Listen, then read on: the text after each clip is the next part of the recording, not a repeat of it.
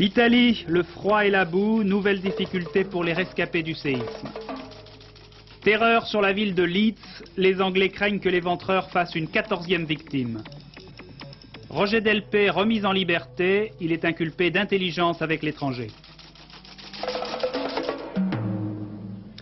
Mesdames, Messieurs, bonsoir. Encore l'Italie à la une de ce journal. 52 communes étaient toujours cet après-midi sans secours de l'armée. Elles n'avaient reçu que des denrées alimentaires de première nécessité.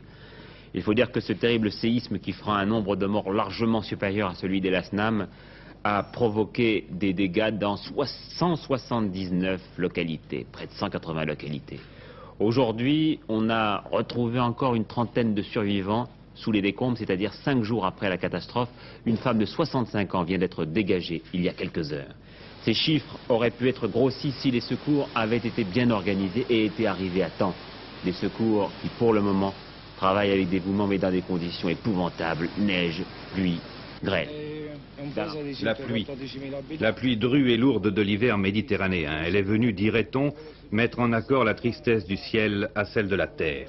Elle noie les dernières espérances, elle enveloppe de grisaille les villages fantômes. Regardez bien celui-ci, il comptait 15 000 âmes il y a 5 jours. L'image que voici vous trompe. Apparemment les maisons sont intactes, elles sont pourtant inhabitables définitivement et devront être rasées. Et puis la neige sur les hauteurs et le froid. Près de Potenza, à Piazza Pagano, que nous voyons ici, comme à Balbano ou à Castelgrande, les sinistrés, enfin abrités sous les tentes de l'armée, pataugent dans la boue qui rend plus difficile encore les transports de vivres, complique la tâche des sauveteurs et compromet l'efficacité des engins mécaniques de déblaiement. Mais le vaste mouvement de solidarité, qui a débordé d'ailleurs largement les frontières de l'Italie, commence à porter ses fruits. Les organismes officiels de secours, stimulés sans doute par les dures paroles du président de la République italienne, M. Pertini, canalisent mieux les efforts et commencent à évaluer leurs tâches immenses. Il reste pourtant 52 communes qui n'ont reçu que des secours sommaires, alors que l'hiver apporte un surcroît de malheur. Ces caravanes qui arrivent en grand nombre, mais en nombre encore insuffisant, sont la solution choisie pour mettre au plus vite à l'abri les sinistrés. Quant aux morts, on en compte officiellement déjà 3000, on craint qu'ils ne soient 3 ou 4 fois plus nombreux. Oui, les Allemands, comme les Français, ont établi un pont aérien avec Naples et envoyé un hôpital de campagne complet avec 90 infirmiers militaires et 10 tonnes de couvertures et de tentes. Alors pour ceux d'entre vous qui veulent faire quelque chose, et vous êtes des milliers à nous écrire après notre édition spéciale de mardi, voici un numéro de compte chèque postal 90 0003, c'est le ministère de l'Intérieur qui centralise ces dons, mais vous pouvez tout aussi bien les adresser à la préfecture de votre département. L'amicale franco-italienne lance aussi une souscription en faveur des sinistrés. CCP, vous le voyez, 18 851 07 Paris. Il faut dire que Air France, comme les transporteurs routiers, l'association des pilotes de ligne, le Secours populaire, et puis bien sûr l'ambassade d'Italie, font beaucoup également pour centraliser tous ces secours. Il faut enfin ajouter tristement une mention particulière aux Brigades Rouges qui, alors que l'Italie pleure ses morts, en ont profité pour assassiner aujourd'hui à Milan un dirigeant des usines Falck. Roger Delpé va être libéré dans 2 heures, plus exactement libéré sous contrôle judiciaire. Le juge d'instruction qui avait placé l'écrivain sous mandat de dépôt lui reprochait des intelligences avec des agents d'une puissance étrangère. Autrement dit, pour parler plus clairement, on l'accusait d'espionnage au profit de la Libye. Mais son avocat, qui avait plusieurs fois protesté contre la longue détention de son client, plus de 6 mois, parlait de lettres de cachet, d'irruption de la politique dans le dossier et de rapport avec l'affaire des diamants de Bokassa, car Roger Delpé connaissait bien l'ex-empereur centrafricain. Paul Lefebvre. Oui, Roger Delpé a été arrêté le 10 mai dernier par la DST à la sortie de l'ambassade de Libye et placé sous mandat de dépôt le 16 mai à l'issue de la garde à vue, est inculpé d'atteinte à la sûreté extérieure de l'État. Alors Delpé, ancien Indochine, comme Bokassa, était devenu depuis le printemps 79 le confident de l'ex-empereur, le confident, le messager. Delpé semble être allé plusieurs fois à Abidjan et avoir réussi, lui, à approcher Jean-Bédel Bokassa sans grande difficulté. L'ex-empereur a confié à l'ancien militaire un certain nombre de missions, y compris celle de récupérer une partie des capitaux déposés par Bokassa dans les banques libyennes. Delpé aurait été également chargé de constituer des dossiers sur les rapports de la France avec un certain nombre de pays africains, des dossiers sur un certain nombre de détails peu connus de la politique française en Centrafrique et dans les pays voisins. La détention de ces dossiers et leur exploitation éventuelle pourrait être à la base de l'inculpation d'atteinte à la sûreté extérieure de l'État, c'est-à-dire d'intelligence avec les puissances ennemies, espionnage. S'y ajoute évidemment l'affaire des diamants, c'est-à-dire les rapports personnels du chef de l'État avec l'ex-empereur Bokassa. Bon, on ne sait pas très bien quelles sont les pièces que détient Delpé, leur valeur, leur authenticité surtout, mais leur éventuelle exploitation en France et à l'étranger serait de nature évidemment à perturber la situation intérieure et les rapports de la France avec l'Afrique, c'est-à-dire d'altérer l'image de la France au travers de celle du président. Alors pourquoi est-ce que Delpé a été détenu si longtemps ? Si ces pièces existent, Delpé a été détenu longtemps parce que dit la Cour de sûreté de l'État, il a fallu longtemps, d'abord il y a eu les vacances, premièrement, puis ensuite il a fallu longtemps pour organiser la confrontation et les différentes auditions de témoins. Alors en tout cas le diplomate, et alors les avocats de Delpé disent, comme vous l'aviez souligné tout à l'heure, que plusieurs documents ayant rapport avec ce côté de l'affaire, c'est-à-dire les rapports avec le président de la République, ont été sortis du dossier par la Cour de sûreté de l'État le 7 novembre dernier, donc disent-ils on n'en parlera pas au procès. Alors, le correspondant de Delpé, c'est-à-dire le diplomate libyen, va être expulsé, il a été déclaré persona non grata. La Cour de l'État dit ceci ce soir, on peut remettre Delpé en liberté car il ne risque plus de brouiller les pistes ou de faire disparaître des documents compromettants, par exemple des documents compromettants prouvant sa culpabilité. Alors ça veut peut-être dire que la DST ou d'autres services ont réussi à retrouver des pièces dont on disait qu'elles avaient été cachées en Suisse par Delpé. Ce qui est sûr en tout cas, c'est que pour le remettre ainsi en liberté, la Cour de sûreté de l'État doit être convaincue d'avoir un dossier solide ou les moyens de contredire les affirmations de Roger Delpé, qui reste bien sûr inculpé et sous contrôle judiciaire. Et que nous pourrons peut-être entendre tout à l'heure, puisque Pierre Fauque vient de me téléphoner pour me dire qu'il était encore à la prison de la Santé, il devrait être libéré vers 22h30. Il est temps maintenant de faire un bilan du procès de la bande des 4 à Pékin au terme d'une semaine d'audience. Une semaine suivie par les téléspectateurs chinois qui ont pu apprécier la différence d'attitude des 4 principaux accusés. Patrick Clément. Alors que le lieu du procès est toujours aussi mystérieux, on y rentrait cette semaine dans le détail avec les véritables face-à-face. Mais qu'est devenu le fringant Wang Wen, l'homme de Shanghai, celui qui a failli être Premier ministre? Espérant une réduction de peine, suivant les conseils du parti, il se montre plein de soumission. Et il accuse Jiang Qing. Wang Wen est mal assuré. La présence de Jiang Qing à sa droite le terrifie. Il en bafouille ses accusations. Son compère Yao Wenyuan s'est laissé lui aussi convaincre par les autorités. Lui aussi, il accuse Jiang Qing. Mais tout ce beau plan patiemment mis au point depuis 4 ans par ceux qui, en voulant s'abriter de toute révélation gênante, qui mettrait en jeu leur pouvoir, en imaginant cette mascarade d'accusation, tout ce beau plan s'effrite lorsque Chen Jingshao va arriver à la barre. Le voici, il risque la peine de mort. Par fidélité à Jiang Qing, par refus de se prêter à ce qu'il considère comme une comédie, il garde le silence. L'un des juges va dire, que tu parles ou non, la sentence sera la même.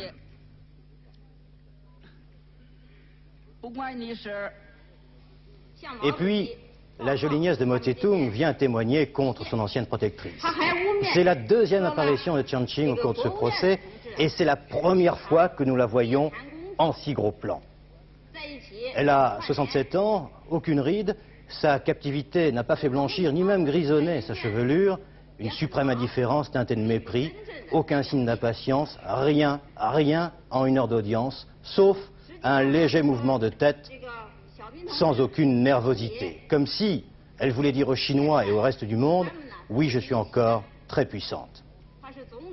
En affichant ce mépris fantastique, elle sert les intérêts de Deng Xiaoping, son pire ennemi, celui qu'elle a battu 2 fois.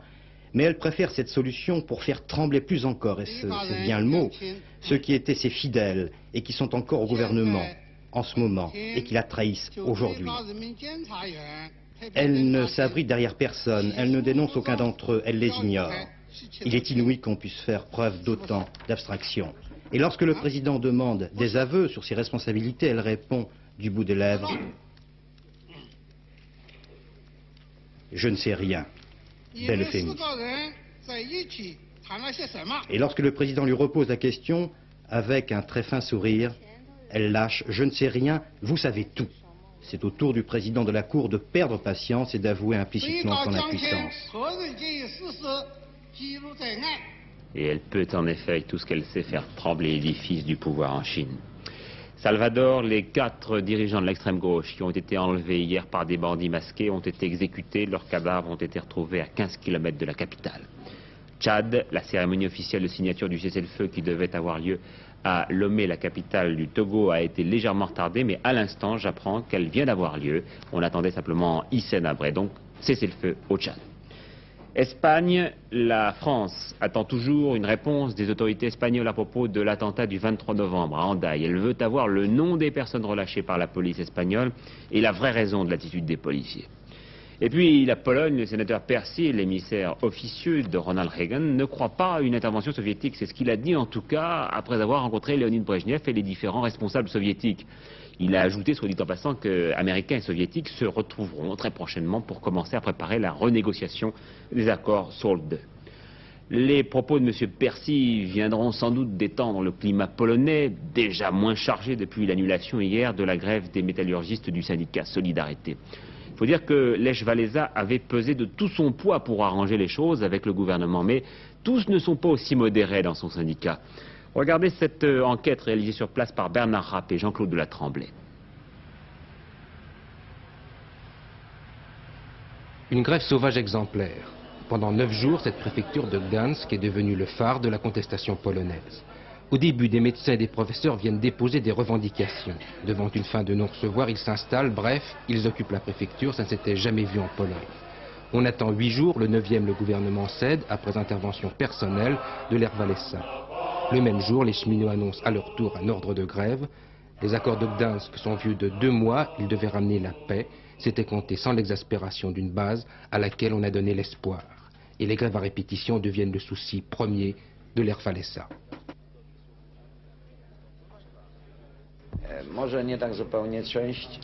En tant qu'organisation, nous ne devons plus faire la guérilla, affirme le leader de Solidarité. C'est une attitude irresponsable, il nous faut exister en tant que syndicat uni. Alors bien sûr, nous ne défendrons rien à personne, mais il ne faut pas se faire d'illusions. Il faut savoir que si cela continue, il y a des gens qui, eux, n'hésiteront pas à interrompre le ravitaillement de régions entières. C'est pour ces raisons que j'ai lancé des appels au calme.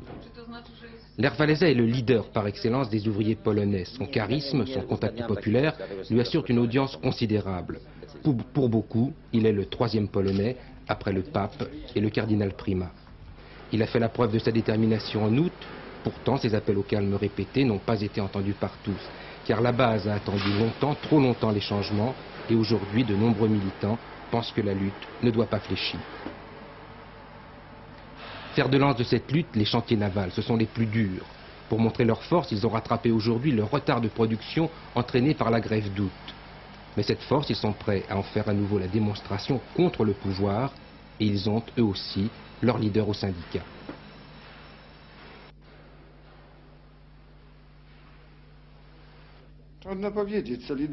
Andrzej Gwiazda, par exemple, est l'un des plus durs du mouvement. Il explique que Solidarité, c'est 8 à 10 millions de personnes et qu'on ne peut pas leur donner des ordres comme ça. Mais surtout, il considère lui aussi qu'on ne peut pas faire confiance au gouvernement. Car malgré les demandes du syndicat, les autorités n'ont jamais voulu s'engager sur des délais pour répondre aux revendications. On a donc, selon lui, toute raison d'être méfiant. Ce n'est pas par hasard si le syndicat indépendant a choisi de s'appeler Solidarité. Mais ce mot de ralliement comporte aussi quelques dangers, car aujourd'hui, il suffit qu'une entreprise se mette en grève pour que tout puisse arriver. Et ce n'est pas par hasard non plus si les étudiants en médecine de Gdansk ont occupé leur faculté les 9 jours qu'ont duré la grève des médecins à la préfecture de la ville.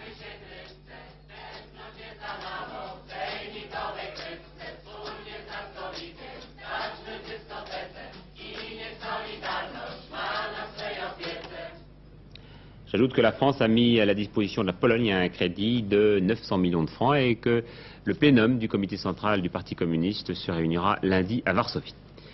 Les affaires politiques maintenant, avec tout d'abord cette polémique qui monte entre socialistes et communistes à propos des méthodes employées par certaines municipalités contrôlées par le PC pour inviter les gens à s'inscrire sur les listes électorales. Dans certains cas, on a même parlé de chasseurs de primes. Alors qu'en est-il? Une enquête de Pierre Alain.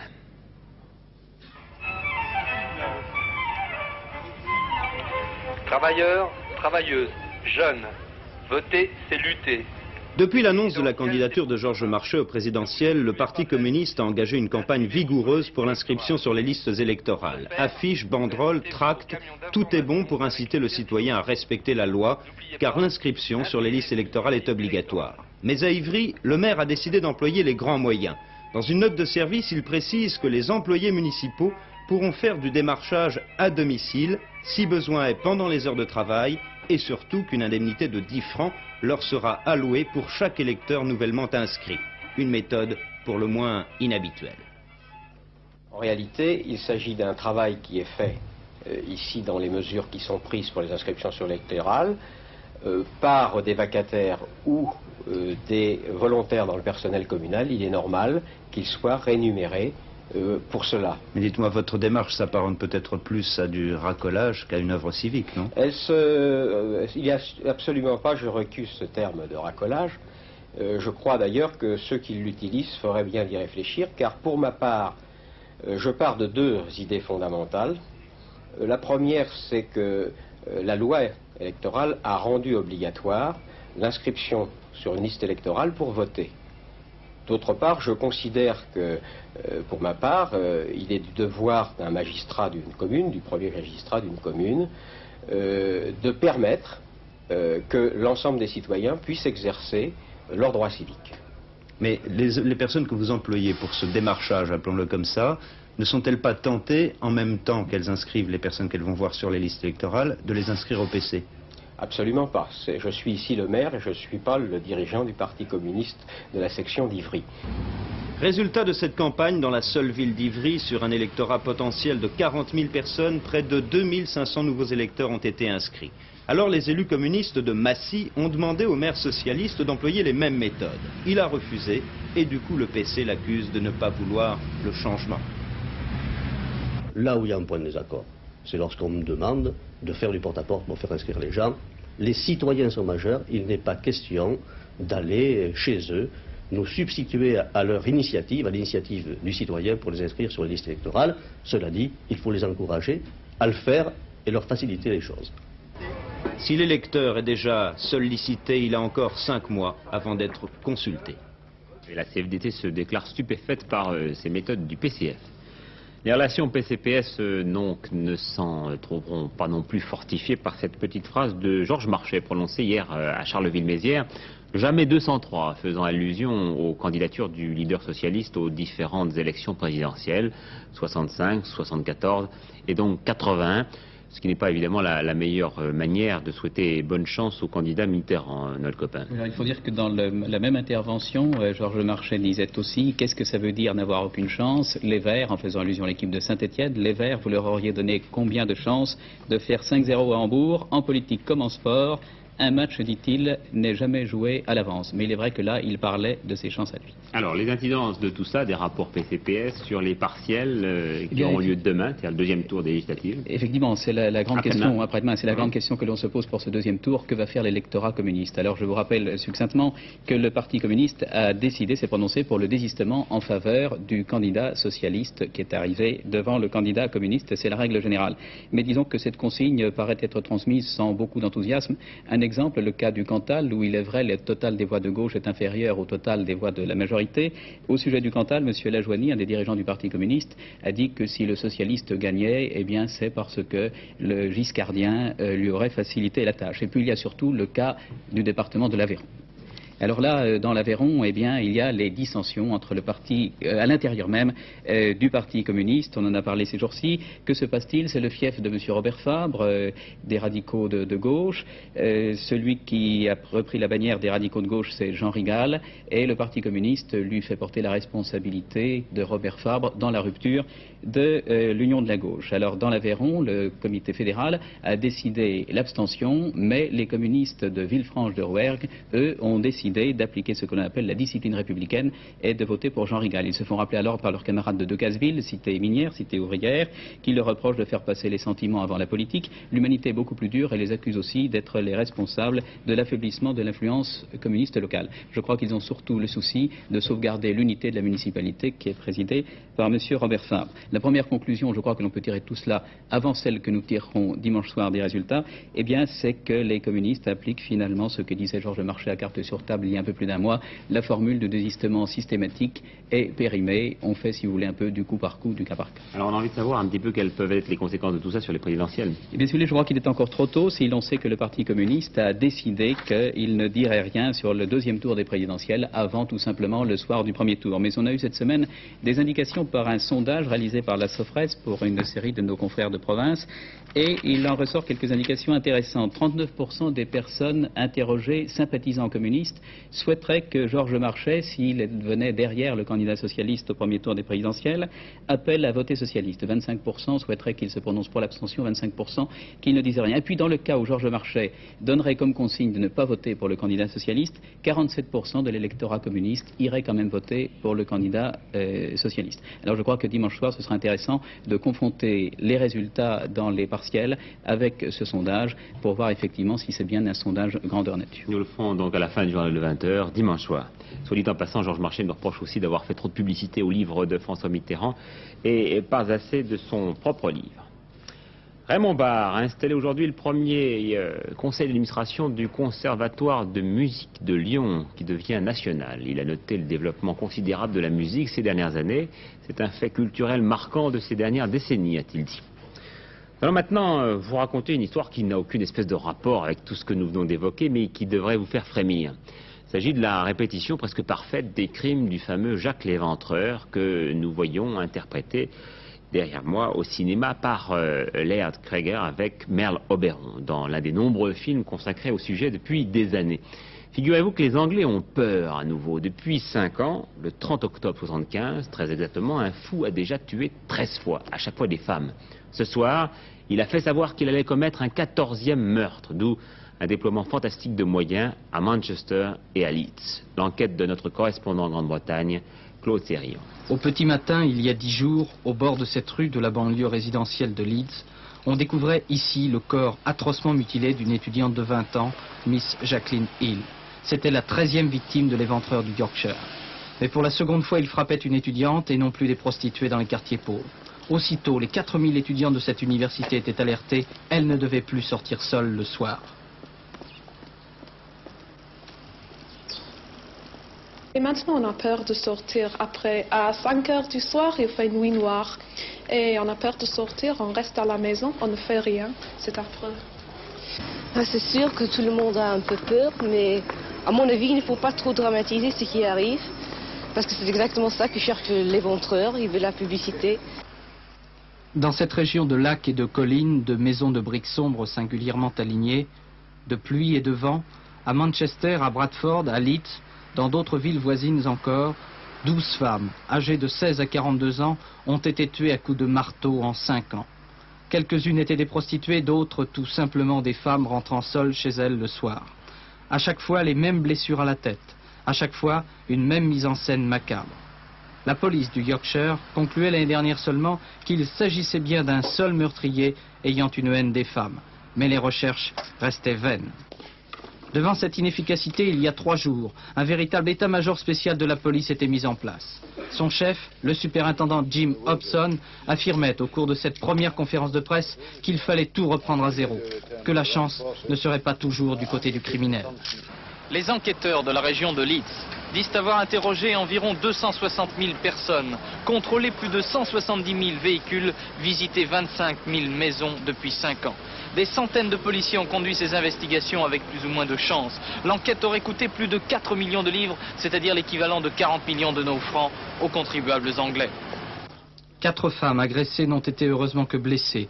Leurs témoignages ont permis de composer le vague portrait robot d'un homme d'une trentaine d'années portant moustache et soigneusement habillé. On sait aussi que l'éventreur a écrit plusieurs lettres à la police, lui a adressé une cassette il y a 1 an dans laquelle il reconnaît ses meurtres. Écoutez, c'est sa voix. I'm Jack.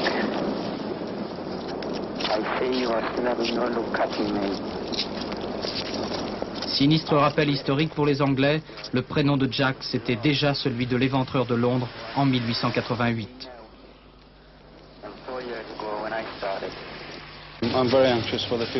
Je suis très inquiet pour l'avenir et pour moi, il n'y a pas de doute que cet homme, mais jusqu'à ce qu'il soit pris, tuera encore. Et ça pourrait être dans les prochains jours. Et compte tenu du passé, il ne devrait pas y avoir de longs intervalles de temps. Il peut tuer encore, et très vite, et je ne serais pas surpris qu'il le fasse avant la fin de la semaine. Les psychiatres affirment ici que rien dans le comportement quotidien de cet homme ne trahit sa véritable personnalité. C'est aussi l'une des raisons pour laquelle les policiers n'ont pas encore réussi à identifier celui qui, la nuit, par 13 fois, a tué. Et 100 000 livres de récompenses ont été proposés par différents journaux et particuliers. Une mise en garde du docteur Olivenstein, dont la compétence est reconnue par tous ceux qui s'occupent de drogue. Une variété d'héroïne d'origine iranienne est actuellement en circulation en France. Elle est particulièrement dangereuse, elle peut aboutir à une cécité complète ou à une surdité. Avant de détailler en bref le reste de l'actualité, n'oubliez pas ce délai impératif pour la vignette jusqu'à lundi minuit. Après, il sera trop tard. Donc, en bref maintenant et en images, les dernières nouvelles de la journée avec Laurent Massardier. Violente explosion ce matin d'un gazoduc dans la Saône-et-Loire près de Bruaille. C'est un bulldozer qui a heurté accidentellement le conduit qui alimentait en éthylène depuis Feyzin, une usine du Jura. 6 personnes n'ont été que légèrement blessées. La déflagration qui a enflammé le gaz a soufflé les vitres dans un rayon de 15 km et les toitures ont été endommagées sur 5 km à la ronde. Il y a quelques semaines, on avait simulé un incident de ce même type et aujourd'hui, les secouristes ont pu efficacement maîtriser les conséquences de cet accident. Une douzaine de familles du Larzac campent depuis hier jeudi sur le champ de Mars, au pied de la Tour Eiffel. Ils sont 70 personnes au total qui se disent prêtes à rester jusqu'à satisfaction de leur revendication principale, l'arrêt de l'extension du camp militaire du Larzac. Plusieurs députés et personnalités sont venus apporter leur soutien aux manifestants. Dans l'après-midi, un groupe de paysans du Larzac sont venus déposer devant le ministère de la Défense des débris militaires, obus, grenades, cartouches qu'ils avaient trouvés dans leurs champs.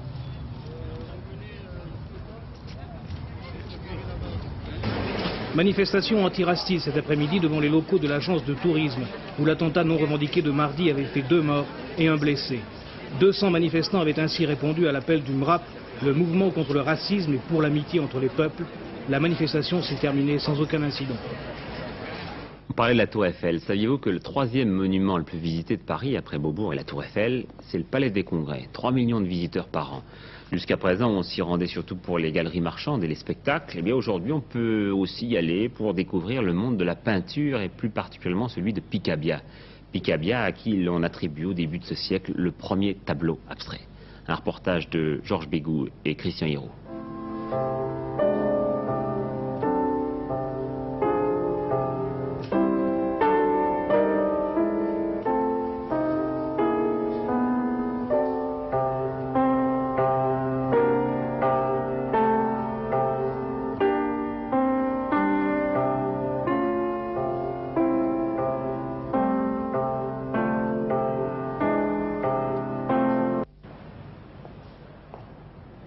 Le Palais des Congrès entreprend aujourd'hui, à l'initiative de François Castex, une action culturelle, espérons qu'elle ne sera pas sans lendemain. 200 toiles et dessins de Picabia sont exposés ici jusqu'en janvier. Picabia, c'est toute une époque, essentiellement l'entre-deux-guerres.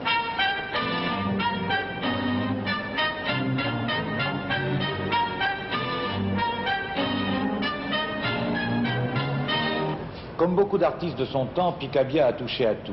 À la musique, à la danse, à la poésie, au théâtre, également au cinéma.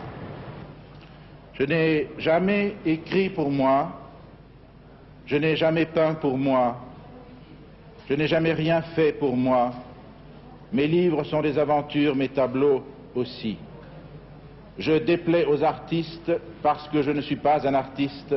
Je déplais aux gens pauvres, je déplais aux gens riches. Parce que je ne suis pas pauvre et parce que je ne suis pas riche. Le plus petit tableau de Picabia, c'est moi qui le porte. Et le plus grand, il est derrière moi. Est-ce que Picabia était un homme qui voulait avoir un très très grand public ou alors il peignait secrètement Il travaillait surtout pour lui et Il peignait, il travaillait absolument pour lui. À mes yeux, non seulement c'était un des très grands artistes, mais c'est aussi un dandy. Il a mené une vie fastueuse tout à fait extraordinaire. Et à cause de cette liberté d'allure et cette liberté de sa personne, eh bien, il s'est assez peu soucié à la fois de la gloire, de l'argent, de la société, de la sécurité. Et véritablement, c'est l'incarnation de la liberté sous toutes ses formes. Merci.